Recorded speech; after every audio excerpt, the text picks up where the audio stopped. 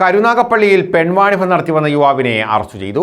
Karunagappally Kulasekharapuram മുപ്പട്ടിത്തറയിൽ രാജേഷിനെയാണ് police arrest ചെയ്തത്. താലൂക്ക് ആശുപത്രിക്ക് സമീപം വീട് വാടകയ്ക്കെടുത്ത് 3 വർഷമായി ഇയാൾ അനാശാസ്യ പ്രവർത്തനം നടത്തുകയായിരുന്നെന്ന് പോലീസ് പറഞ്ഞു. കരുനാഗപ്പള്ളി താലൂക്ക് ആശുപത്രി കേന്ദ്രീകരിച്ച് പെൺവാണിഭം നടത്തിവന്ന കുലശേഖരപുരം മുപ്പട്ടിത്തറയിൽ രാജേഷിനെയാണ് പോലീസ് അറസ്റ്റ് ചെയ്തത്. കുടുംബസമേതം താമസിക്കുകയാണെന്ന് വരുത്തി തീർക്കാൻ ബന്ധുമിത്രാദികളായ കുട്ടികളെ ഇവിടെ ഇടയ്ക്കിടയ്ക്ക് കൊണ്ടുവരുന്നത് പതിവായിരുന്നു. കഴിഞ്ഞ ദിവസം രാത്രി മുതൽ നിരവധി പേർ അനാശാസ്യത്തിനായി ഇവിടെ വന്നുപോയി.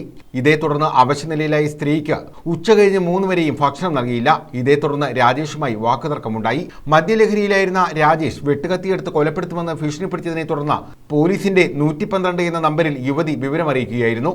കരുനാഗപ്പള്ളി ACP അഞ്ജന ഭാവനയ്ക്ക് വിവരം കൈമാറുകയും തുടർന്ന് ACPയുടെ നിർദ്ദേശപ്രകാരം SHO ബിജുവിന്റെ നേതൃത്വത്തിൽ പോലീസ് വീട് വളഞ്ഞ് ഇയാളെ അറസ്റ്റ് ചെയ്യുകയുമായിരുന്നു. പോലീസ് എത്തുമ്പോൾ 2 സ്ത്രീകളും വീട്ടിലുണ്ടായിരുന്നു.